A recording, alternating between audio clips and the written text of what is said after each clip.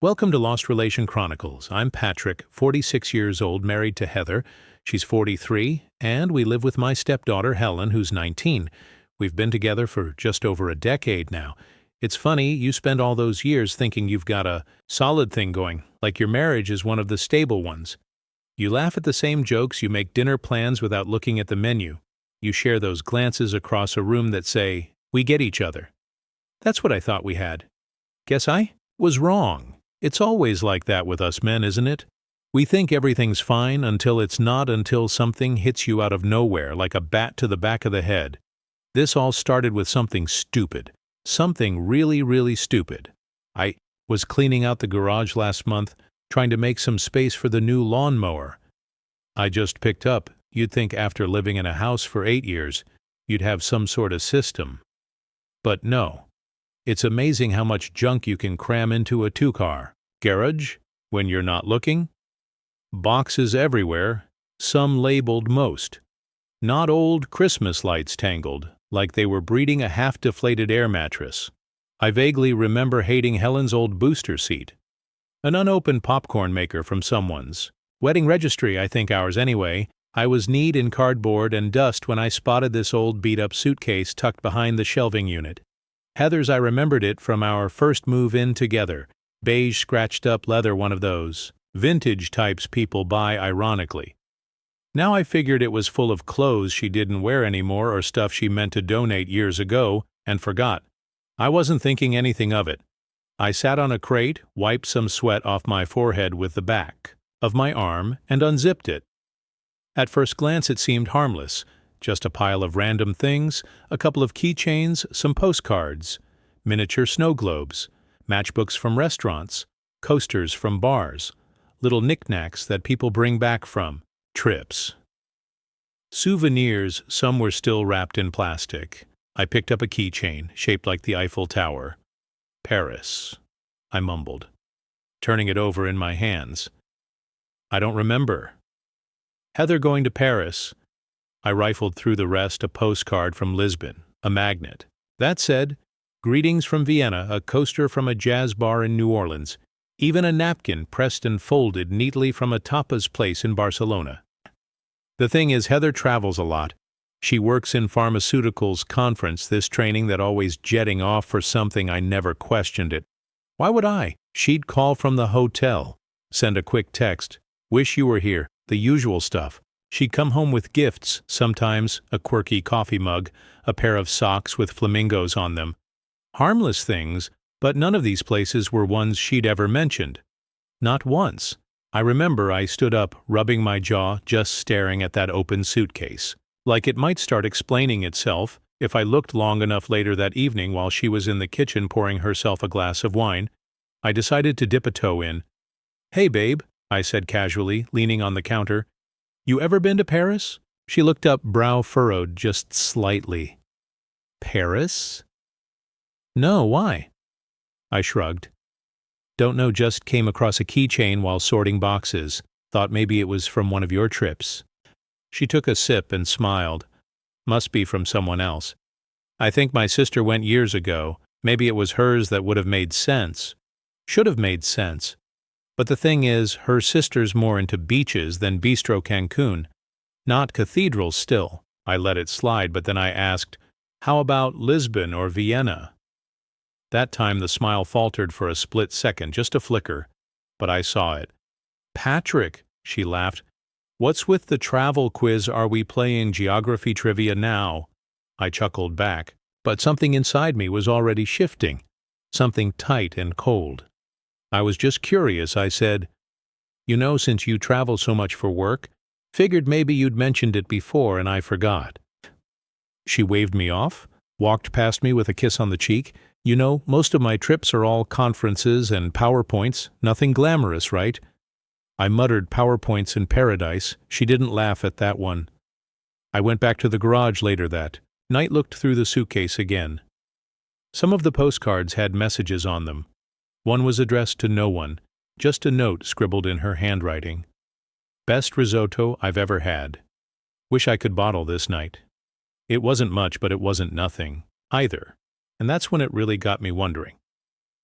I wish I could tell you, I confronted Heather right then and there, that I was the kind of man who could just walk into the kitchen, pour a cup of coffee, sit her down across from me, look her in the eyes, and calmly ask, "Who the hell is Tyler?"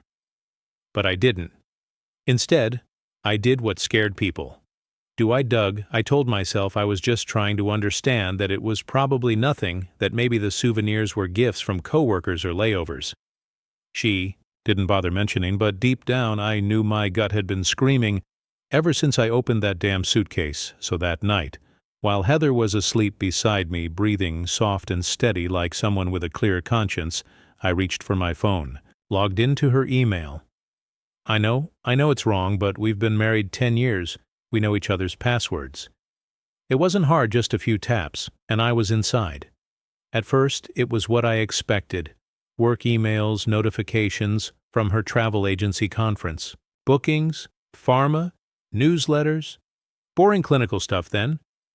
I searched for the name Tyler. The first few results seemed innocent enough. He was in the industry.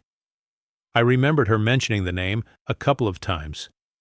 Nothing that stuck. Their emails started off like any professional correspondence talking shop, making sarcastic comments about panel speakers, sharing a few articles. But then the tone started to shift. Little things at first. Don't forget the wine this time, still dreaming about that risotto. You looked amazing in that blue thong, still can't get it out of my head. That one stopped me cold.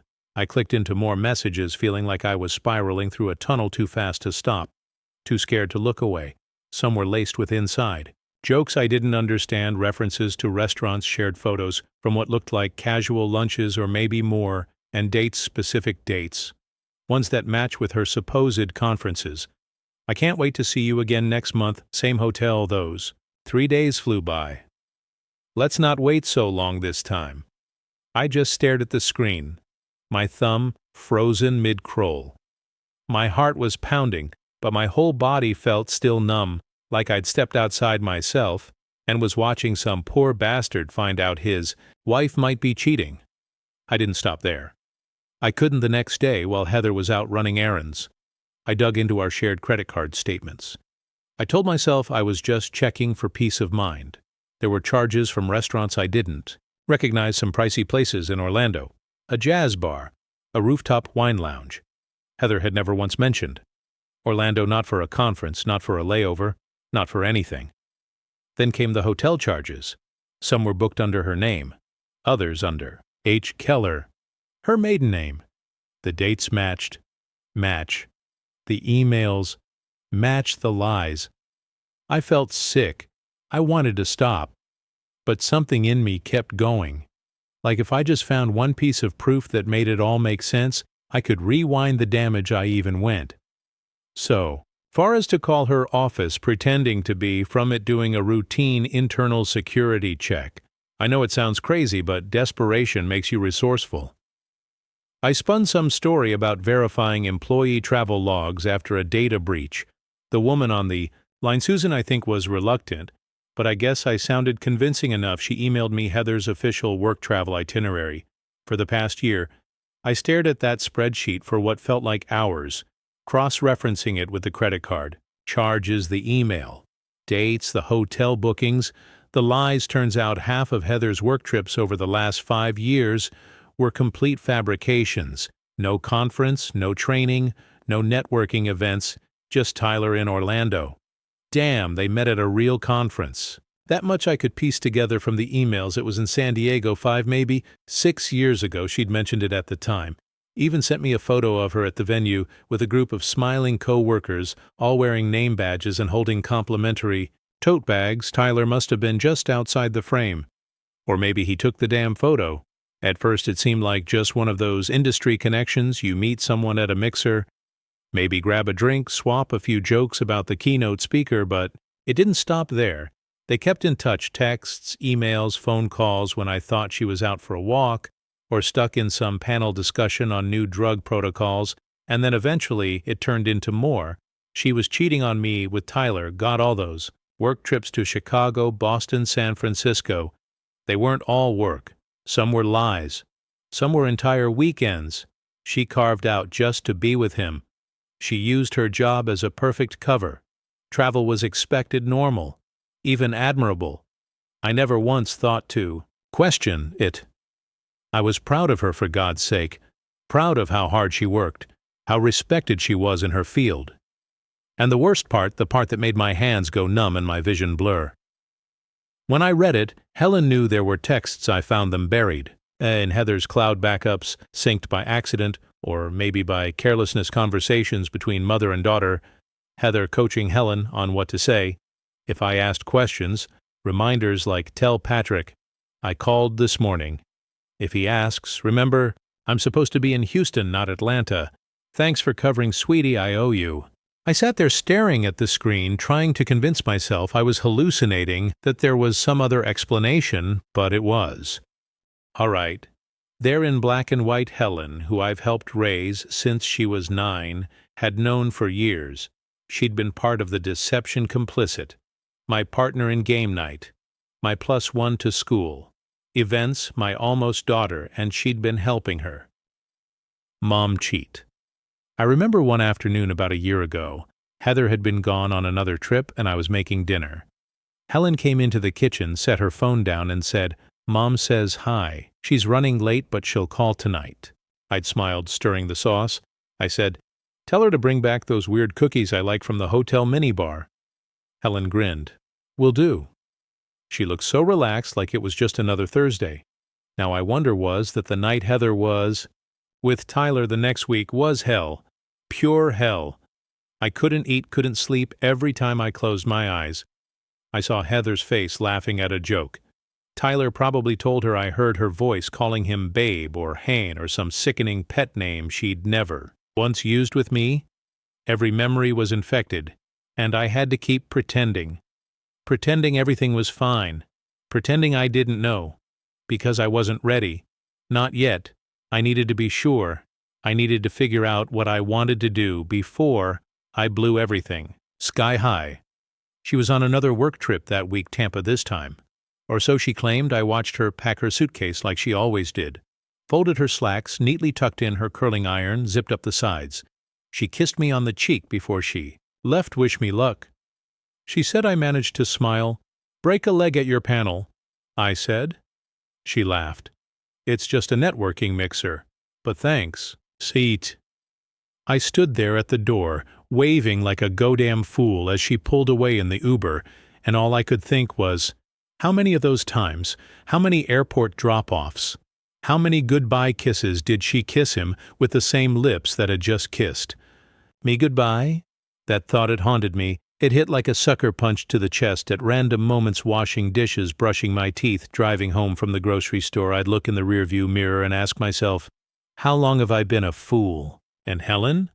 Jesus. Helen? I helped raise that kid. I was there when she got her first period and didn't want to talk to her mom about it. I was the one who made a midnight run for pads and ice cream. I taught her how to parallel park in the empty lot. Behind the school, spent hours going over her college essay drafts. Celebrated when she got her acceptance letter to state. And now every memory of her running into my arms, calling me dad, hugging me with such warmth I couldn't trust any of it. Were those moments real, or was she just playing along, helping her mother keep up the illusion? I felt like I was burning from the inside out. My life, my marriage, my family was a stage play, and I'd been cast as the unwitting idiot in the audience clapping. At the end of every act, I wanted to confront them both. The second Heather walked through the door after her conference. But I didn't. I couldn't. I wasn't ready. Not emotionally, not strategically. I had to be sure, I had to be calm, so I waited. I played. The role pretended nothing was wrong. Said I love you when she said it. First, let Helen hug me without flinching, though my stomach twisted every time. Every dad out of her mouth scraped across my nerves like a rusty blade. Each day was another crack in my soul, finally. 3 days after Heather got back, I knew I couldn't put it off anymore. I waited until Helen was out with friends. Thank God for that small mercy. I didn't want to face them both at once. I needed the focus, the space to look Heather in the eye without a buffer or a distraction. She was in the kitchen, humming softly, pouring herself a glass of wine like it was any normal evening, like our world wasn't about to come crashing down. I stood in the doorway watching her, my wife, the woman I thought I knew better than anyone. She turned and smiled. "Hey, you okay? You've been quiet today." My throat was dry, my heart hammering in my chest. I crossed the room, every step, deliberate, the words forming like stones on my tongue. "Heather," I said. My voice came out steady, too. Steady? Maybe she looked up, a little concerned now. "Yeah," I gestured toward the living room. "We need to talk." I saw it immediately, the shift in her eyes. Confusion first, then fear, that flash of dread like a deer, realizing it's already halfway across the road, and the headlights are too close. She tried to mask it with a soft, uncertain smile. "Patrick, is everything okay?" I laughed. I didn't mean to it. Just came out sharp and bitter like something rotting in. My gut finally found a way out. I shook my head, almost stunned by how ridiculous the question sounded. "No. Heather, everything is not okay." She stepped back, a little wine glass trembling in her hand. "What are you talking about?" I walked past her and sat down on the couch, the weight of it all finally pushing me down. I looked up at her and said, it clearly, deliberately, "I know about Tyler. The glass hit the counter hard. Maybe she dropped it. Maybe she set it down too fast. I don't know, but the sound echoed, and then came silence. The color drained from her face like someone pulled the life out of her with a string. Her mouth opened like she was about to spin a story, deflect whatever script she'd prepared for this day. But I didn't. Let her speak. I laid it all out. The emails, the flights, the hotel bills, the receipts, the lies. Each piece like a nail hammered into the coffin of what I thought we had. She didn't interrupt. She didn't argue. She just sat down slowly like her knees. Couldn't carry the weight of what I knew, and then she cried. I'd seen her cry before, sure, during sad movies, when her dad passed, when Helen graduated high school. But not like this. This was raw, unfiltered. Her mascara ran in dark streaks down her cheeks. Her lips trembled. Her shoulders shook for a second. Just one. I felt the old reflex kick in, that part of me that always wanted to reach for her, to hold her when she broke. But I stopped myself. I kept my hands where they were, that part of me. It didn't get a say anymore. She choked out the words. "I'm sorry, Patrick. I never meant for it to go on this long. God, I love you. I really do. But I have feelings for Tyler, too. I'm so confused. I didn't know how to end it. I didn't know how to tell you." I just stared at her, watching her fall apart. Didn't bring me peace, but it brought a strange clarity. She was standing there trying to explain how she could betray me while still loving me. "Go live with him, then," I said, my voice low. "If he's who you want." She flinched, wiping her face with the sleeve of her cardigan. "It's not that simple. How long?" I asked. "I need to know, Heather, how much of our marriage has been a lie." She hesitated, looked away, took a breath like it physically hurt. 5 years, she whispered. I felt it like a punch to the ribs. 5 years, half of our marriage, half of our lives together. Stolen, spent elsewhere, but it wasn't always physical, she added quickly, like that might soften the blow. At first, we were just friends talking, connecting friends, right? 5 years of stolen weekends, secret text threads, planned business lies. I stared at the carpet for a long moment. Then I asked the question. I didn't want to ask, but had to. "And Helen?" I said, "How long has she known?" Heather blinked, stunned, her mouth open slightly, lips trembling like she was about to lie. But then her eyes shifted. Guilt flooded her face. 2 years. She said she found out by accident. She saw a message once when I left my phone on the counter. She asked me about it. I stared at her, jaw clenched, willing myself to stay in control. "I made her promise not to tell you." She continued. "I told her I'd end it with Tyler. I was going to end it, but you didn't." She flinched. "I tried. I swear." "Patrick, I did it." Just... It got complicated. Complicated. I scoffed, rising to my feet, the disgust rising in my throat. You coached my daughter, our daughter, to lie to me. You dragged her into this garbage and you call it complicated. She didn't answer. Her face crumpled. I couldn't bear to hear another word. I stepped back, shaking my head slowly like it might somehow rewind time, undo the damage, unring the bell. I want you out of this house, I said, cold, steady go. Stay with your sister. I'll have the divorce papers drawn up. She gasped. Like that was somehow the worst thing I'd said all night, Patrick. No, please, please, we can work this out. I'll end it with Tyler for real. This time, I'll do anything. They always say that I thought she was on. Her knees, now tears streaming, hands clasped in front of her, like I was her goddamn savior.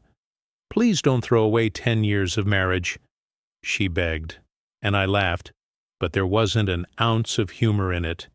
You threw it away. I said, every time you lie. To me, every time you kissed me goodbye and ran into his arms, you threw it away. Not me. She tried again, some desperate plea. Something about counseling, about Helen, about rebuilding. I didn't hear it. I was already halfway up the stairs. I grabbed the suitcase, the one she always packed for those business trips, and threw some of her clothes inside. No thought, no care, just whatever my hands grabbed when I came back down. She was still crying, hunched over on the couch like a child who'd been scolded. I dropped the suitcase at her feet. Get out? She looked up at me, stunned. Now I didn't wait to see if she moved. I turned and walked to the window, staring out into the darkness, listening. A few seconds later I heard the door open, then close, and she was gone. And just like that, it hit me. I sank to the floor right there in the entryway, head in my hands, and I cried like I hadn't cried since I was a kid. Big heaving sobs that shook my whole body for the woman I thought I knew, for the marriage I believed in, for the future I thought we were building, for the love I thought was real. But that wasn't the end. Dealing with Heather was one thing. Helen was even harder. Helen came home the next afternoon, bubbly and cheerful, talking about how much fun she'd had the night before with her friends. She kicked off her shoes in the hallway, laughing to herself about some inside joke. I didn't care to hear it. Made my stomach turn. I watched her from the kitchen doorway, leaning on the frame, like my legs were the only thing holding me upright. She had no idea, no clue that everything had changed, that I wasn't the same man. She hugged goodbye just 24 hours ago. The betrayal sat in my chest like hot lead. I waited until after dinner. She was rinsing her plate, humming something light. I remember staring at her and wondering how many times she'd looked me in the eye while keeping her mother's secret. I couldn't take it anymore. Helen, I said, keeping my voice as even as I could. We need to talk. She turned her face open and unguarded. What's up? Your mom is staying with your aunt. For a while I watched it register. Her brows furrowed. What? Why? I exhaled slowly, deliberately. I know about Tyler. Her body stiffened like she just touched a live wire. I know you've been covering for your mom? I continued, for 2 years. Helen, the look on her face, it was like a knife right through me. Shock, guilt, fear. She didn't even try to deny it. Her eyes welled up instantly, and her hands came up to her mouth as if she could physically hold back the sobs. I'm so sorry, she choked out, tears already spilling. I didn't know what to do. Mom made me promise not to tell you. She said she'd stop. She said it would break up the family if you found out, and you believed her. My voice cracked. Then for 2 years, Helen, you looked me in the eye every day and lied. She stepped toward me, crying harder now, her whole face red and crumpled. I didn't want to lose you, she cried. You've been there for me since I was 9. You're my dad. I don't care about biology. You are. I couldn't bear the thought of you leaving if you knew that. Almost broke me. Almost part of me wanted to reach out, pull her into a hug like I used to when she'd scrape her knee or cry over some middle school drama, but I couldn't. I couldn't, because every time I looked at her, all I could see was the lies, the quiet phone calls, the fake excuses, the rehearsed stories I now knew were scripted between her and her mother. I trusted her, my own daughter, and she played a part in the biggest betrayal of my life. "Pack your things," I said, voice low and heavy. "You're going to stay with your mom at your aunt's place." Her eyes widened, panic overtaking her. "What? No, please, Patrick, don't make me go. I don't want to go with her. I want to stay here with you." She stepped forward again, arms reaching out like she expected me to take her in. "I'm sorry," she sobbed. "I swear I didn't mean to hurt you. I didn't move. You should have thought of that before you lied to me for 2 years." My voice cracked again, but I didn't back down. "I can't even look at you right now without I had to pause, swallowing against the tightness in my throat without feeling betrayed. I need you to go." My voice was flat hollow. I didn't even recognize the sound of it. Helen froze in the hallway, suitcase by her side, her face streaked with tears and snot. She looked like she'd been gutted. Her hands trembled at her sides. She ran upstairs sobbing. I just stood there listening to her footsteps thunder above me, the drawers yanked open, the muffled cries. I hated myself for what I was doing, hated the silence between us, hated that it had come to this, but I hated the lies. 20 minutes later, she came back down, her backpack slung over one shoulder, and her little pink duffel bag, the same one she used for sleepovers in middle school, clutched in her hand. "Please," she whispered. Eyes swollen. "I love you, Dad. Please don't do this." That word "dad" had hit me like a punch to the gut. I almost broke. Almost told her to stay, almost let it all slide just to stop the pain radiating from her face. But I didn't. I couldn't, because every time I tried to remember our happy memories, the birthdays, the late-night talks, the proud hugs, I saw her standing next to her mom, lying protecting the man who blew our life to pieces. "Go," I said. My voice cracked, but I stood firm now. She turned slowly and walked out the door, the wheels of her bag thumping down the front steps. I stood there for a long time after the door shut, just listening to the silence she left behind. Then I sat on the couch, the same couch she used to curl up on while we watched movies, and I stared at the wall until the sky turned dark the next morning. I was at the bank. I didn't plan it. I hadn't slept. I was running on rage and heartbreak and caffeine. I went straight to the teller and said, "I wanted to close our joint accounts." She paused. "You understand this is a joint account. We'll need both signatures for a full closure." "I'm not closing it." I said. "I'm withdrawing." She hesitated. "All of it. All of it." She keyed in the numbers and paused. "That's $769,79324. I nodded. I know it probably wasn't legal, at least, not without going through the proper channels, but I didn't care. Half of that money was mine. And after everything Heather had done, I figured she owed me. Owed me for the lies, the cheating, the years of making me feel like I was the lucky one, like I had this perfect family, like I was loved. I moved it into a new account. Just my name, no access for Heather, no loopholes. It was mine now, for once. I had something that couldn't be touched by betrayal.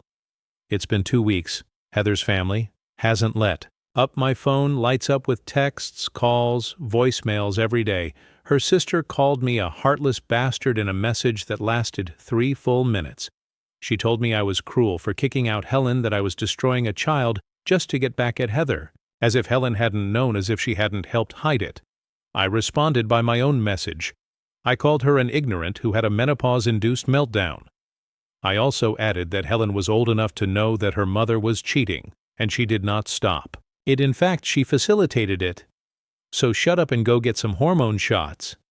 Heather's parents, people who used to call me their son, are threatening legal action over the money. Over Helen, they say I've gone too far, that I'm being vindictive. I responded by just telling them, "Thank you for the love and kindness, now screw you." Even some of my friends, guys I've known since college, are looking at me sideways, telling me I should have handled it differently, that maybe Helen didn't deserve to be kicked out, that maybe draining the account was a step too far. They say I'm letting my anger cloud my judgment, that I'm punishing a teenager for an adult's mistake, that I need to breathe, get perspective, calm down, but I can't calm down, not yet, because this wasn't a one-time slip. This wasn't a drunken mistake or a short-lived affair. This was 5 years of deceit, 2 years of being lied to by the girl who used to call me Dad with stars in her eyes. They say I'm being too harsh, but how do you not protect yourself after something like this? Heather and Helen didn't just lie to me. They lived the lie. Every dinner, every movie night, every hug, every "I love you." They said those words with straight faces while burying the truth deeper and deeper.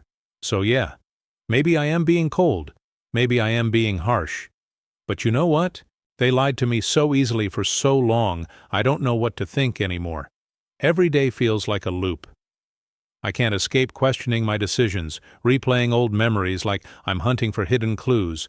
I keep asking myself the same things over and over. Was I too harsh? Should I have tried to work things out? With Heather, did I overreact by kicking Helen out and cutting her off financially, right before her sophomore year of college? There are no clear answers, just questions, endless, exhausting questions, and every time I close my eyes I see Heather's face, her laughter in the kitchen while she cooked pasta the way her hand used to find mine under the table. Her sleepy good nights was all of it fake. Were those business trips real? The late meetings, the weekends. She added just one more day to her visits to see her sister. Was she with him? Was Tyler there in the background of those photos?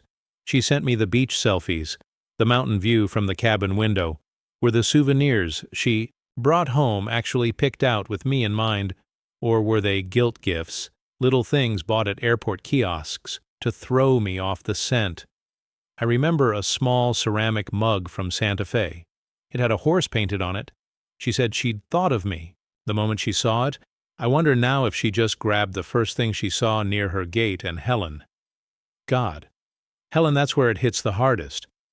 I can't stop thinking about all the moments we shared teaching her to ride her bike when she was still too scared to go down the hill, helping her rehearse for her 5th grade play, cheering her on at her soccer games, holding her after her first heartbreak when that boy in 9th grade dumped her over text.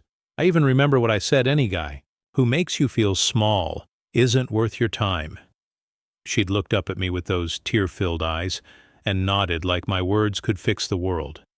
I helped her move into her dorm just last year, carried box after box up 3 flights of stairs, sweating through my shirt, laughing when she told me she didn't need that much help. We grabbed burgers after she hugged me tight in the parking lot and said, "Love you, Dad. Thank you for everything."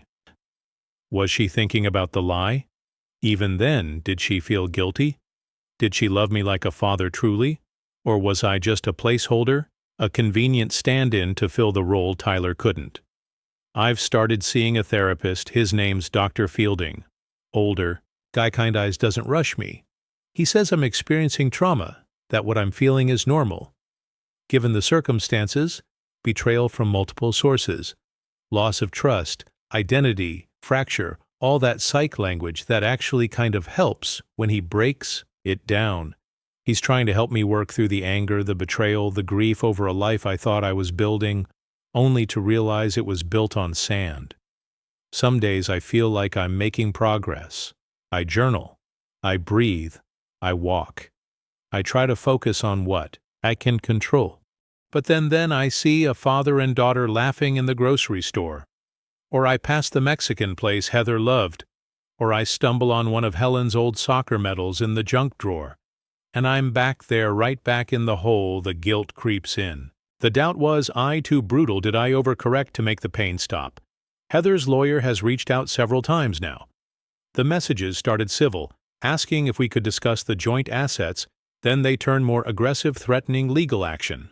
If I don't return at least half of what I took, I want to fight. Not because I need the money, but because why should I make this easy for them? Why should I give back anything to a woman who took years from me and a girl who lied to my face every day? But another part of me, a quieter part, is just tired of fighting, tired of hurting. Helen has sent me several emails since she left, long emotional pleas for forgiveness. paragraphs spilling over with memories. Apologies, promises. She begged me to let her come home to give her another chance. Said she'd do anything to make it up to me. Whatever it took, reading them is like reopening a wound that barely started to scab over. Each word is a tug on the part of me that still sees her as my little girl, the girl who used to wait for me on the porch when I came home from work, the one who made me those lopsided pancakes for Father's Day when she was 12 and nearly set the kitchen on fire. I haven't replied to a single message. Not because I don't care, but because I genuinely don't know what to say. How do you respond to someone who broke your heart but still calls you dad?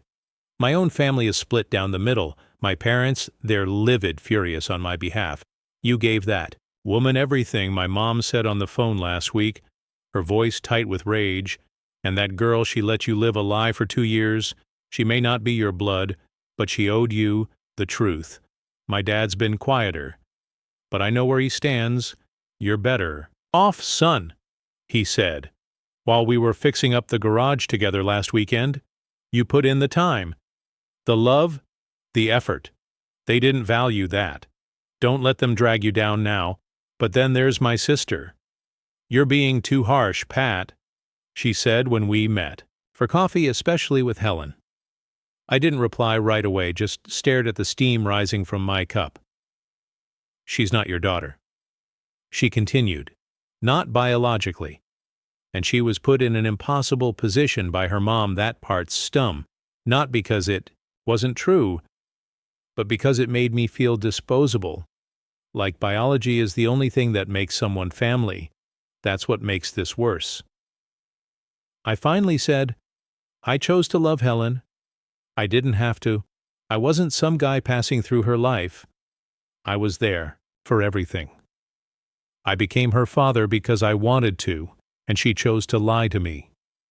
People mess up, she said gently. Especially kids.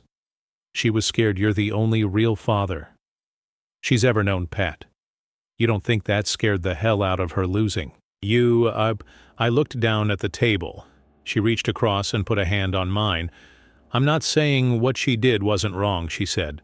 But people react differently in certain situations.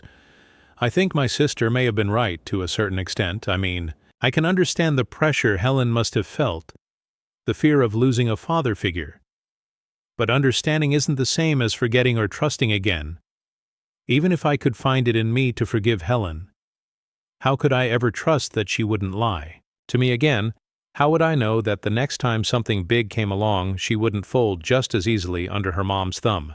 And as for Heather, what's to stop her from finding another Chad or Tyrone or whoever the hell Tyler really was? No.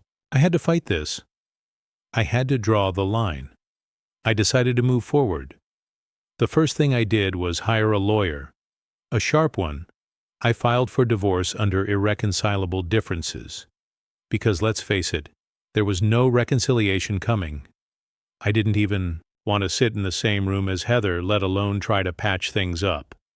I returned half the money I'd taken from the joint account, not because I felt she deserved it, but because I didn't want to give her any ammunition in court. I was done making it easy for her to play the victim. Then I made the hardest financial call I've made in my life. I emptied out Helen's college fund. It was a fund I'd built up over the years, every birthday checks from my parents, every bonus I got at work, every dollar I squirreled away because I wanted her to have every chance. I didn't. I'd been the one topping it off year after year. I pulled it all out. Closed the account completely. It felt like cutting off a piece of myself, but I told myself it had to be done. I wasn't about to fund the future of someone who helped keep my past a lie. My lawyer told me not to expect much from court. This state, he said, flipping through paperwork in his office, has no fault. Divorce laws. A woman can cheat on her husband and still walk away with half. You might not like it, but that's the law. I clenched my jaw. So what's the point of proving anything? He looked up at me. Expression flat, there isn't one. You're not here to win. You're here to protect what's left. And he was right. The court didn't care who did what. They split the assets, 50/50ths, house savings, investments, furniture, even the car I'd bought with my bonus last year. It was all up for grabs. There was one small consolation: Heather had a slightly higher salary than mine, and that meant neither of us would get alimony. Not that I'd ever have asked for it.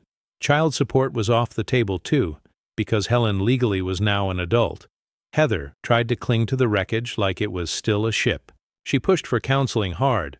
Her lawyer submitted a request for court-recommended therapy, arguing that we should at least explore the possibility of reconciliation for the sake of the family. I almost laughed when I heard that during the hearing. Heather stood up. "Your Honor, I think counseling would help us. We've been married for over a decade. This kind of bond doesn't just disappear overnight." I turned to my lawyer and whispered that bond disappeared the moment she made Tyler disappear, into our bed. When it was my turn to speak, I stood steadier than I expected and said, "Counseling won't change my decision. This marriage is dead. We both have different ideas about marriage while I hold my vows close to my heart. My wife made a decision that they mean nothing, so without getting into much mudslinging, I want this marriage to be over as soon as possible." Heather looked like she'd been slapped, but I didn't feel sorry. Then Helen spoke. She had written a statement shaky in her hands as she stepped forward. "I don't want our family to fall apart," she said softly. "I know mistakes were made, but I still believe there's love here. I don't want to lose either of them for a second." My throat tightened. I saw her as the little girl who used to fall asleep on my chest watching Finding Nemo. But then I remembered she knew she had known. And for 2 years, she helped her mother keep it from me. When the judge looked to me for a response, I didn't hesitate. I said, "With all due respect, Your Honor, our family already broke apart. It broke the moment trust was treated like a favor instead of a foundation. Helen may not want to lose me, but she already lost the version of me that would have fought to keep this family together. She knows why she's not a child anymore." Helen burst into quiet tears, her shoulders shaking as she returned to her seat. The judge, a man in his 60s with eyes that looked tired but sharp, rested his hands on the bench. He looked at all of us, but especially at Heather. "I've seen this kind of case more times than I care to count," he said, calm but firm. "Infidelity secrets children caught in the crossfire. Regret usually shows up too late." He paused, letting the words settle. "Mrs. Whitaker," he said to Heather, "sometimes you have to understand. When a thing is truly over, there's no saving face here, no magical ending. What's done is done. You might want closure or redemption, but this court isn't where you'll find it." Heather opened her mouth like she might protest, but the judge raised his hand. "Stop, just move on," he said. "There's nothing to gain from this." The judge's gavel hit the sound block with a final thunk, and just like that it was done. "This divorce is approved," he said. A strange stillness fell over the courtroom, as if the air itself had been holding its breath. I wasn't sure what freedom was supposed to feel like after a decade of marriage ended in betrayal. But as I walked out of that courtroom, I felt light hollow, but light like a weight had been carved out of me. But freedom doesn't mean peace. I learned that the hard way. The call started almost immediately. Heather's parents, especially her mother, called, constantly leaving long voicemails, some sobbing, some accusing Patrick. How could you? Her mom had wept into one of the messages, "Heather is shattered, and Helen won't come out of her room. You've broken this family, broken this family." No. I just stopped pretending it wasn't already broken. I answered a few times, mostly to try and explain that they didn't know the full story, that I didn't make the choices that led us here, but they didn't want to hear that eventually. I just blocked the number. It wasn't worth it. But Heather's father, he didn't take the hint. One day I stepped out of my house and found him standing at the bottom of my driveway, arms crossed, jaw clenched. His presence wasn't subtle. He wanted to be seen, wanted a showdown. "Patrick," he called as I locked the front door behind me. I sighed. "What the hell are you doing here, Dennis? What kind of a heartless man are you?" He snapped, walking toward me. "Heather's barely eating. Helen's talking about dropping out of school. They're both depressed out of their minds, and it's all your fault." That made something snap in me. I walked right up to him, close enough to make him flinch, but I didn't lay a finger on him. "No," I said, voice low and controlled. "This is what happens when people make bad choices." Heather made hers. She brought another man into our marriage. She was screwing another man on the side. That's not my fault. That's hers. And Helen. She knew Dennis, and she hid it from me for 2 damn years. She's just a kid, he barked. No, I said firmly. She's a grown woman who chose to be her mother's accomplice instead of being honest. Now she's dealing with the fallout of her own actions. And you're standing on my lawn trying to intimidate me because you don't like the truth. He stiffened but didn't move. I leaned in, just slightly. Let me say this in a way. You'll understand, old man. I'm not the kind of guy who enjoys beating up senior citizens, but if you were my age, you'd be fair game. His face went pale, but I didn't let up. If I see you near me again, my house, my work. Anywhere I will file a police report for harassment. You've got nothing to say that I want to hear, so here's a little advice for you. I stepped back and pointed toward the street. Get lost. Don't push your luck. Dennis never showed up again. I guess the message finally landed for a few days. Things were quiet, eerily so. No calls, no emails, no unexpected visits. I was starting to settle back into something that resembled normal. I'd even cooked a proper dinner for the first time in weeks. Steak, roasted potatoes, a glass of red. Just me, and the sound of a record spinning slow jazz through the house. Then my phone rang. It was my mother. Hey, I answered, cautious. Her voice was soft. Patrick, I just got a call from Heather's mom. I sat up a little straighter, and she's in a hospital under observation. She said apparently she tried to hurt herself. They've put her on medication. She's not stable? I closed my eyes for a moment, the weight of her words sinking into me. I didn't know what to feel. Anger, sadness, pity. She said, Helen's barely eating, lost a lot of weight, won't talk to anyone. Ma, I let out a slow breath. What does she want from me? My mother hesitated, then said, I already told them to get lost. I said, Karma is a bitch, and hung up on her. Then my mother told me to take care, and hung up. I sat there for a moment, phone still in my hand, staring at nothing. A strange, bitter smile crept across my face. There it was, the cosmic scales tipping the universe, dealing out consequences. But even as I smiled, something in my chest twisted. I didn't feel sorry for Heather. Not really. But Helen was a different kind of hurt. Part of me still remembered her as that little girl with scabby knees and missing teeth clinging to me after a nightmare. I raised her. I loved her like my own. That part of me wanted to run to her, wrap her in a blanket, tell her everything would be okay. But then another voice cut through that cold, steady truth that had kept me sane through all of this. She knew she made her choice. She protected the lie, and now, well, just like my mother. Said Karma is a dear listeners. Please share your thoughts in the comment section below, and don't forget to like, share, and subscribe.